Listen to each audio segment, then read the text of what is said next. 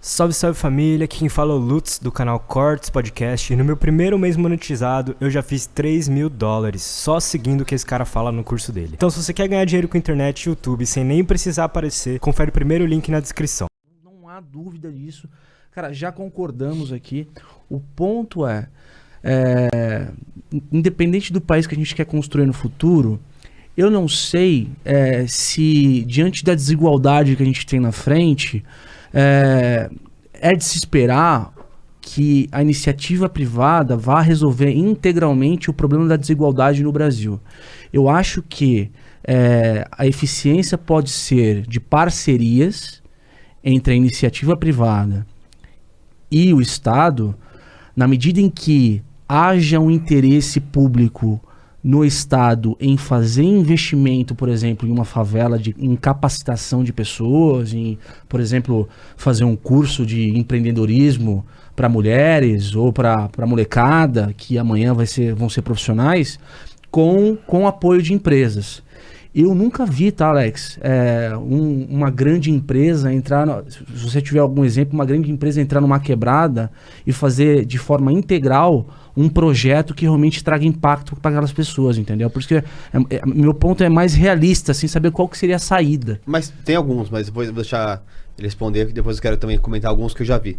Mas... Tá, eu tenho um exemplo muito claro de um amigo meu que é ídolo meu, que é um ídolo que eu tenho, que é o Edu Lira.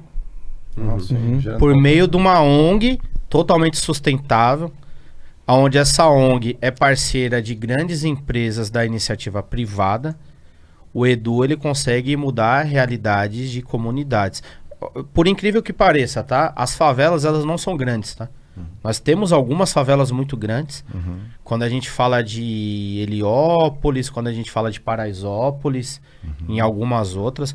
Mas, em geral, a favela não é grande, tá? As comunidades, elas são pequenas, tá? E todas as comunidades, elas têm um microambiente próprio de sobrevivência, cara. Se você pegar o Paraisópolis em si, o Paraisópolis é uma cidade sustentável. Tem 120 mil pessoas, né? São 120 mil pessoas, grandes empresas dentro do Paraisópolis, tá? Comércio pra caramba. A loja, eu vi, acho que é um número, não lembro quando foi isso, acho que 2016, se eu não estou enganado, que tinha uma loja do Casas Bahia que mais vendia no Brasil, era dentro da Paraisópolis. Do Paraisópolis. É verdade. E aí, assim, é um case total de sucesso. Quando eu falo da iniciativa privada, eu vou tentar colocar de uma forma que não seja muito porrada, tá? Não, só aqui pra... você pode Não, dizer, cara, além pode aqui dar nesse porrada. vídeo. Então eu vou falar da forma porrada. Vocês acham, tá?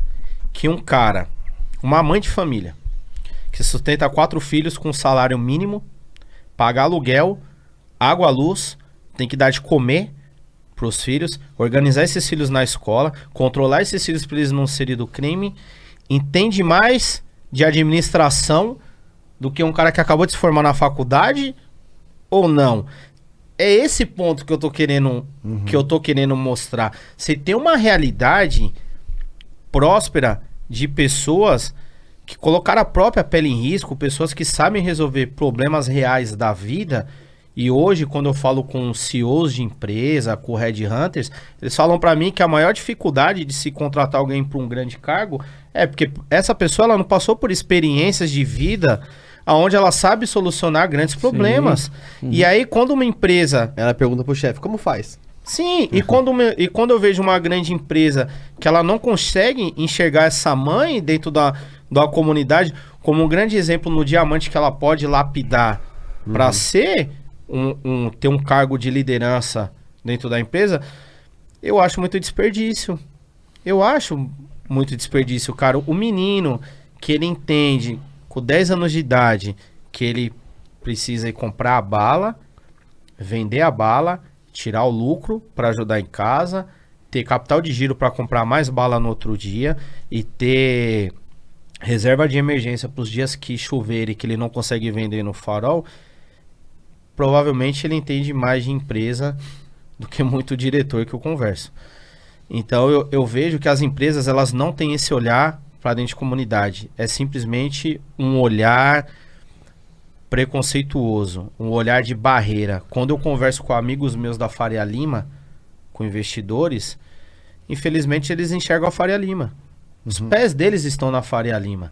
E os pés da quebrada estão na quebrada. Então, assim, às vezes quando a gente fala assim, ó, da ponte pra cá, é outra história. É porque realmente existem pontes que dividem essa realidade que se tivesse um pouquinho mais de bom senso, era uma outra realidade. O que é mais valioso?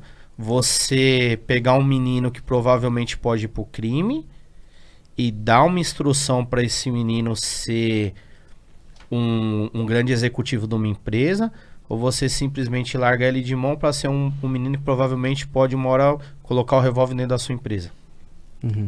Questão, se não for por coração, por inteligência, cara. Sim. Você tá desperdiçando uma mão de obra gigantesca, cara. Quantos mestres de obra, cara? Eu fui fazer uma casa, fui construir uma casa, o meu pedreiro entendia muito mais que o meu arquiteto.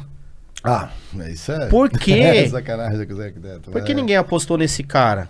Por que lá atrás ninguém apostou? Olha, Quantas obras ele não fez, né? olha a mão de obra que o Brasil em si tá perdendo, cara. Olha a questão intelectual que o Brasil tá perdendo. Olha esse conflito de realidade, como ele pode ser poderoso e benéfico para todos e simplesmente não é visto. Sim. Não é visto.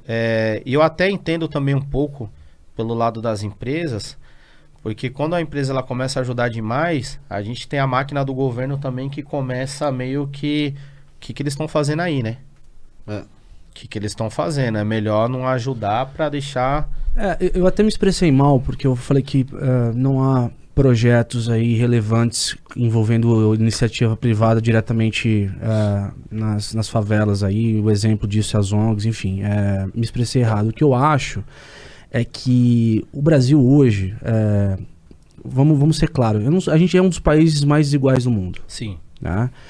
E eu acho que não se trata de ações localizadas de empresas em determinadas favelas que vai resolver do dia para noite o nosso problema sistêmico de desigualdade. Nunca. O que eu acho é que as empresas têm papel fundamental, mas eu também acho que o Estado tem o seu papel de fazer políticas públicas que ajudem a diminuir esse gap, né? E aí com parcerias e tudo mais.